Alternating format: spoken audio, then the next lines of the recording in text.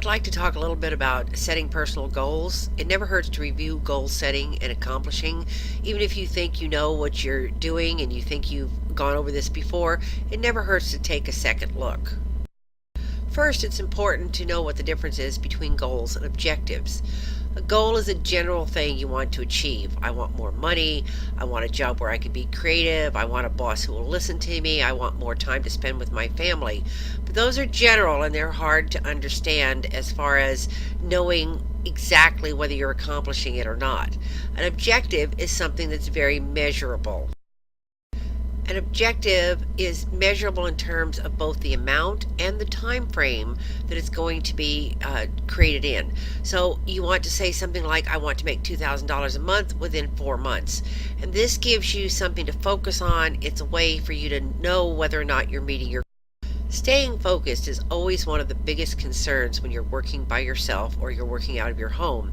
It's nice because you have flexible time, but staying focused is one of the most difficult things about that. So setting and defining your goals, setting and defining your objectives and how you're going to measure whether you're meeting those goals is going to be a major part in helping you to focus on how to get there and be successful. So again, setting objectives keeps you focused and lets you know if you are moving closer to your goals. In short, objectives keep you organized. Focus on how you're going to meet your objectives and therefore meet your goals and be successful in whatever you want to be in life. Remember that the best thing about Step Into Mystery is that it is something you can work at from home. You can work at with your time frame. It allows you to be creative. It allows you to do things your way. But it's hard to stay motivated sometimes, and that's one of the reasons why we want to focus on the fact that you need to set your goals and your objectives and work towards a specific. Okay, so let's take a look at something very, very specific. If you've had a goal that you want to make money and have time to do other things, your objective might be that I want to make $1,000 a month while working part-time. Now all you have to do is work backwards with what you're doing now to know how to reach what your objective is. You go backwards to find out exactly what you need to do to accomplish what you want. I know that I've told some of you that if you tell me what you want to be making a month and how many hours you want to put in, I can tell you what you have to do. Is that because I'm trying to give you some kind of a line that's not really going to happen and I'm promising you things that won't be there? Or is it because I'm a sightseer and I can look into the future? It's neither one. It's because I have a lot of past experience in this business and I can tell you what the response is and the pattern is going to be. And although it'll vary a little bit, the trends tend to stay the same. And if they don't, you're doing something wrong and you need to ask us what's going wrong. This is an example of someone who wants to make $2,000 a month. And you can go through it very, very specifically. A mystery event is going to earn $800 plus or minus. 40 guests at $30 a piece is $1,200. You get 75% commission of that once you're up and running. So that's an $800 for you. A fundraiser will bring in about $525 plus or minus, and that's based on if you sell 100 tickets, you get $2 a ticket back. 25 businesses involved will give you $20 a business. So Step Into Mystery will get 75% commission gives you $525. A church or school or recreational event will earn about $365. 50 tickets at $10 each gives you $500. 75% of that is $365.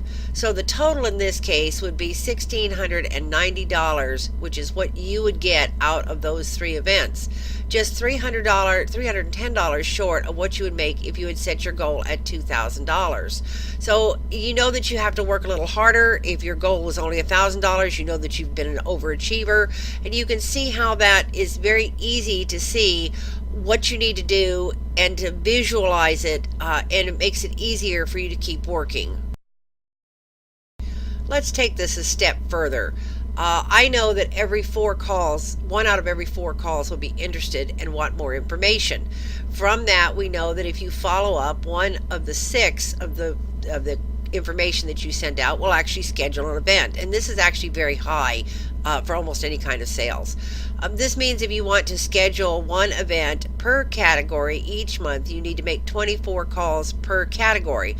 24 calls I came up with because you're going to have to make 6 calls in order to schedule an event, and one of those will do the schedule. So each category that you want to work in, you're going to need to make 24 calls per category. Now all you need to do is set aside enough time to make 24 calls per category. If you're searching for the right person, you can only make about 5 to 7 calls an hour, including finding prospects. So you'll need to schedule about 4 hours worth of calling per category, and that's an hour a week per category. That's not a lot of work for that kind of money.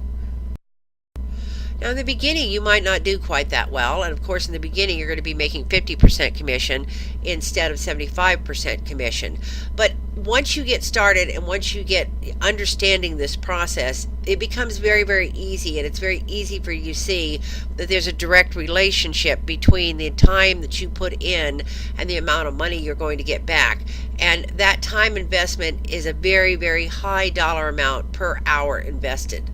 The more you do this, the more you'll learn about it, the more you'll learn what kinds of events you sell best, what kinds of events go best in your area, what's easiest for you, and everyone kind of has a different way to focus on that. That's what makes Step Into Mystery so good. Some prospects are going to fit better into your particular location or your particular type of lifestyle. But once you start working with it, you'll find that you'll know how to focus on certain things, and you'll also be able to build on your successes. And we'll talk a little bit more about that in a later presentation. But basically, you're going to be scheduling these people for not just one event. You're going to be scheduling them for 2 or 3 events, maybe 4 events a year. And that means that for every sales call you make, all you have to do is touch base on the next time around, and everything runs pretty smoothly. So the amount you're going to be making per hour that you invest is really extremely high. Now you also have to think about long-term objectives. Remember that not everyone who schedules will do so immediately. Many of these people are going to schedule for 1 to 3 months out, so you have to keep working to build up a full schedule. Set multiple events to the same person, and that will fill out your future schedule. So this is a job that's going to build. It's going to build because you know more of what you're doing. It's going to build because you get more events scheduled. It's going to be easier and easier to fill your schedule with each passing month. And that's really true for anything that's a payment job.